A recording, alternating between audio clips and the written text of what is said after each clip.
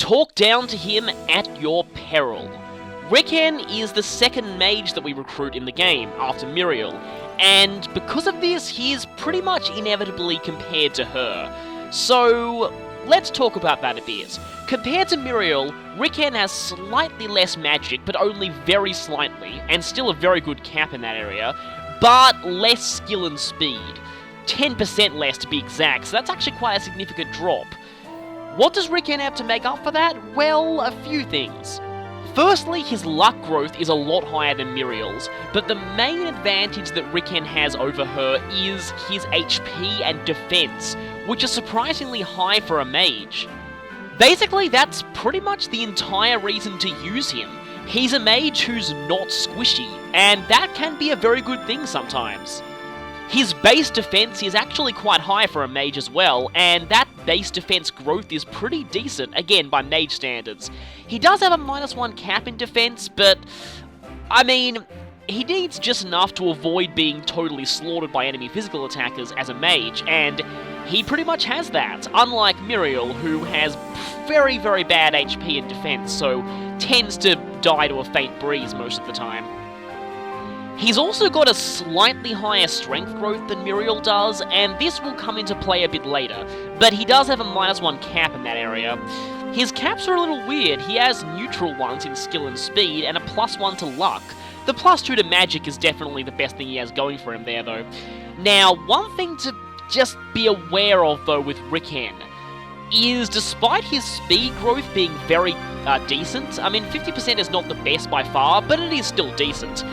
His base speed is actually very low for his level. To put this in perspective, Muriel had 2 points more speed and she was a level 1 mage. So that is a pretty major issue.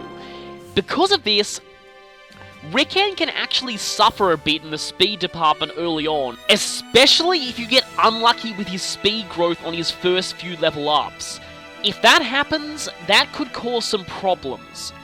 So it might be good to restart the chapter for his first few level ups if he doesn't gain speed, because if he doesn't, again, like I said, he may have some serious problems down the line. Again, his speed growth is decent, but his base is quite low, so just be aware of that. The rest of his base stats are mostly fine. That's pretty much all there is to talk about his stats, so next it's on to his class options. And immediately you'll see that Ricken's class options are kind of bizarre. Despite the fact that he starts out as a mage, both of his other class trees are entirely physical lines. How does this affect him? Well, I'll talk about that later. First, as a mage, well, I already pretty much talked about him. Compared to Muriel, he is much less squishy, and that's his main advantage. He pretty much has the same benefits from those skills, though. Then again, Ricken might get a bit more benefit out of focus than Muriel does, because unlike her, he doesn't really need allies to be meat shielding him, basically. So he might be able to stand on his own away from them for a bit longer. As a sage, Tome Fair is definitely helpful. Rally Magic, not so much, mainly because he only learns 2 rally skills overall, but really as a sage, honestly I think that Ricken gets a bit outclassed by Muriel. Where his real advantage lies is, out of the two, Ricken is definitely the one you want to make a Dark Knight. Muriel is pretty terrible as a Dark Knight, but Ricken will certainly appreciate the extra defense, and, well, his strength actually means that he'll be doing alright damage with physical weapons as a Dark Knight. Not the best, since he'll only have a 35% strength growth, which is definitely not ideal by any means, but it's at least better than Muriel's, and at least better than most characters with access to Dark Knight. With his decent defense, he'll also make pretty good use of the Life Taker skill as well. Yeah, being able to tank a bit and then heal a lot of HP will certainly make him a lot more bulky in that department. Again, Slow Burn I still consider one of the worst skills in the game, so I'm kind of going to ignore it. Just be warned though that promoting to Dark Knight will lower Ricken's magic, skill and speed very slightly, but it will increase his defense and strength a little bit. Personally though, I do feel this is the best class option for him, since it makes more use of his strengths, and I prefer Muriel as a sage. Not that Ricken's not good at that, it's just that Muriel's better. And by promoting to a different class, he'll have less competition with her. And speaking of different classes, we now come to his very bizarre other options. Cavalier. Yeah, kind of odd there. As a Cavalier, he'll have decent skill and speed and a 40% strength growth, which is alright, but not nearly as good as Starl and Sully. He basically won't be as good as them stat-wise, but he can pick up some quite interesting skills from this class branch, mainly in the higher classes. Now, I will say that Ricken as a Great Knight looks absolutely hilarious, but really the main reason to go there is for the Lunar skill, which will give him a bit more offensive power, something that Muriel doesn't really have access to, and it will definitely compensate for his slightly lower magic. Dual Guard Plus is okay for Ricken's slightly more defensive build for a mage, but he won't be as good as dual guarding as many other characters in more defense specialized classes, so I wouldn't exactly go for that. However, Paladin does pick up some interesting skills too. Mainly A.k.a.'s, which can halve damage from magical bows, which mainly bows there is probably the main one, but both of those are weapon types that mages quite like to take on the enemy phase, as in prompting them to attack from a long distance. So basically, that can be quite a good skill for him, and it makes him, again, a bit more defensive. So these classes do teach some very good skills for him that definitely help him carve out a bit of a niche for himself over Muriel. But he's not actually the best in these classes themselves. And speaking of that, his other class tree is Archer. Yeah. Now, the Archer class tree is often mediocre even on physically based characters, so on a magically based character, you can kind of tell where this is going. But there are some alright skills there. Definitely not bow fair though, because I really don't think you should be using Ricken as an archer very much.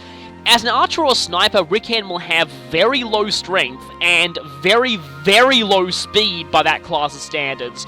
And even his defense won't be that fantastic, so his growth overall are actually kind of bad in that class. Again, hit rate plus 20 is sort of useless. And as for Bow Knight, well, again, he's not the best as a Bow Knight, but I suppose Bowbreaker is an okay skill to learn. Really, this class tree feels almost pointless to him. Something that I am actually really annoyed at, though. Why didn't he have Dark Mage as a class set? Ricken would have done very, very well as a Dark Mage, much better than Muriel would have done, since Dark Mages in this game tend to favour defense more than regular mages. In fact, there are very few characters who have access to the Dark Mage class tree who don't start off as Dark Mages in this game, and having another primary mage who has that option would have really helped. I'm actually kind of annoyed they didn't go with this, because again, he would have actually been quite good as a Dark Mage. Oh well. So overall, Ricken's class options are kind of weird. The skills from the Cavalier class tree though definitely do help, especially Luna and A.k.a, so those at least are pretty decent, and he does make a very decent Dark Knight, well, more so than Muriel. I'm a bit annoyed about that Archer class branch though, there's really not much that benefits him in that class tree. Because of this, a lot of people consider Ricken to be one of the weaker characters in this game. I mean, I guess I can see where they're coming from, but I like Ricken's character, so I still like using him. But again, they could have done something better than Archer for him, seriously. As for voice acting, Ricken is voiced by Yuri Lowenthal. Now, if you have any knowledge of English voice acting at all, this guy probably needs no introduction. He's basically done an enormous number of roles, and he has a surprisingly huge vocal range as well. In addition to being Ben 10, some of his other most notable roles are Sasuke Uchiha in literally everything he's in Naruto, Yosuke Hanamura in Persona 4, and the Persona 3 protagonist, though he's a silent protagonist, so Yuri's voice work there consists really only of grunts and calling out the names of personas. As far as the Fire Emblem series goes, Yuri Lowenthal has recently pretty much got the highest honor when it comes to voices there. He plays Marth himself in his cameo appearance in Codename Steam. Bet he didn't expect that when he signed on to the series. He's also fluent in Japanese, German, and French, and he's very good at doing accents as well, as can be seen with his performances as Future Luke in Professor Layton, and Sir Galeth in Sly Cooper Thieves in Time, who is so amazing I actually have to give you a clip of his voice acting there. Yes, I believe the time is now. Let us rush forward, that we may strike a crushing blow against the Black Tyrant who imprisoned me. Come on, I can't be the only one who wants Yuri Lowenthal to voice a character like that in a future Fire Emblem game. Actually, that's pretty much the kind of voice I imagine Kirin from Path of Radiance having, but anyway. And another funny thing about Yuri Lowenthal, and it gets actually pretty interesting in this game. He's married to Tara Platt, who, in this game, voices Muriel. This gets pretty hilarious, since Ricken and Muriel is actually a very common pairing within the fanbase, mostly because it gives such a huge magic boost to... Well, basically it makes their child probably the best possible mage in the game, so I see why a lot of people do it. But yeah, in the English version it's even more hilarious, because their voice actors are actually married in real life. There's actually quite a lot of games where Yuri Lowenthal and Tara Platt voice characters who can end up in a romantic relationship, so...